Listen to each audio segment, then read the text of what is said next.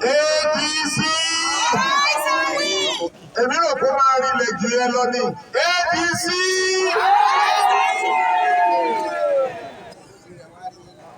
Àbọ̀ rẹ̀ wá ní.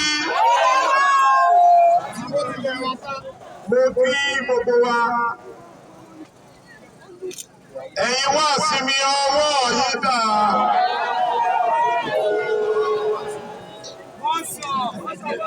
Ẹ̀yin Wasinmi ọwọ́ yìí dà. Ẹ̀yin tí mo sọ ọwọ́ yìí dà.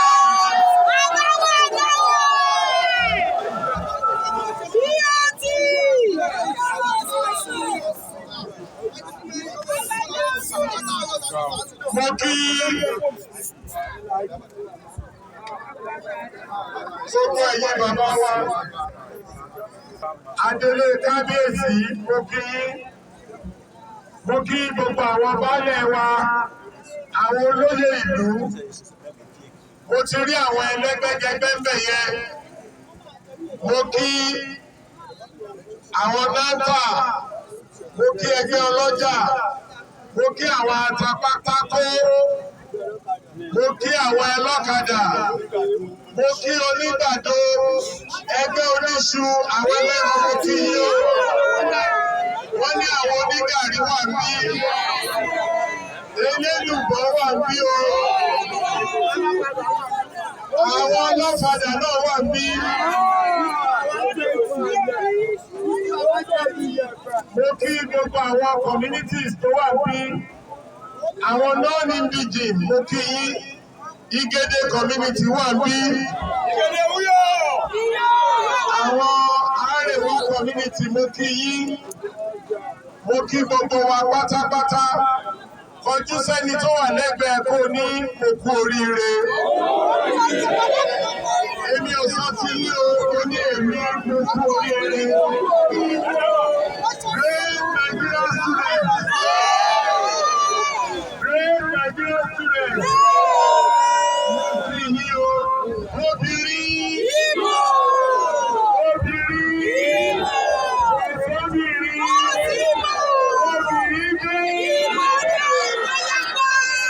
Gbogbo àwọn youth Wasinmi iṣẹ́ wà bí.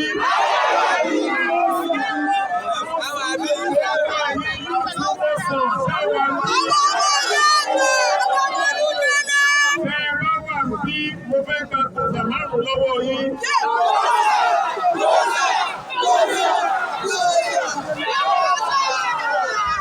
Bí mo ti ẹ̀ṣẹ̀ gbọ́ tòṣà yẹn, mo rí pé àwọn yúùtù mo sọ, wọ́n ti múra election. Àwọn Wasinmi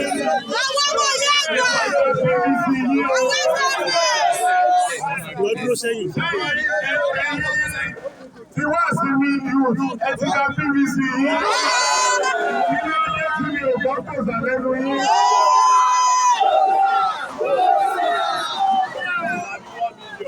Mo fi gbogbo wa mo fẹ́ ká farabalẹ̀ ká gbọ́. Ṣé rí ìjọba tó wà níbẹ̀ lọ́wọ́lọ́wọ́ báyìí? Wọ́n ti fi ìyà púpọ̀ jẹ Wasinmi. Àti Mọ́sàn. Wọ́n dẹ̀ fi ìyà púpọ̀ jẹ Mọ́sàn. Ṣé ìgbàgbé wípé ìjọba àná lábẹ́ Sẹ́nẹ́tọ̀ Ìbíkúnlé Amósùn wọ́n gbé airport wá sí Wasinmi bí. Bẹ́ẹ̀ni, wọ́n fẹ́ wá lójú ni. Láti ṣe iṣẹ́ rẹpẹtẹ lórí airport ọ̀pẹ́ yàrá Wasinmi àtẹ̀wọ̀pọ̀. Nígbà tí àwọn eléyìí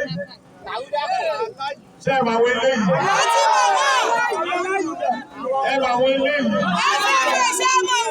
Nígbà tí àwọn eléyìí tí wọ́n débẹ̀, wọ́n bà ilẹ̀ jẹ́, wọ́n pa airport Wasinmi. Ṣùgbọ́n Ọlọ́run ò parẹ́ o. Ní agbára Ọlọ́run, àwa APC a máa dá airport yẹn.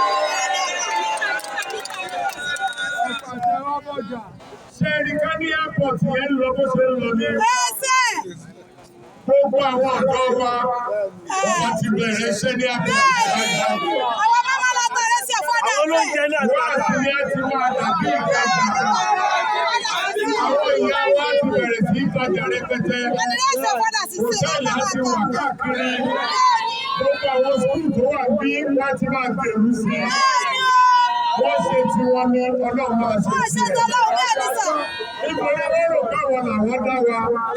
Ẹgbẹ́ mi sọ fún ọkọ ìwọ̀kọ́ ló dá, ìwọ̀kọ́ ló dá.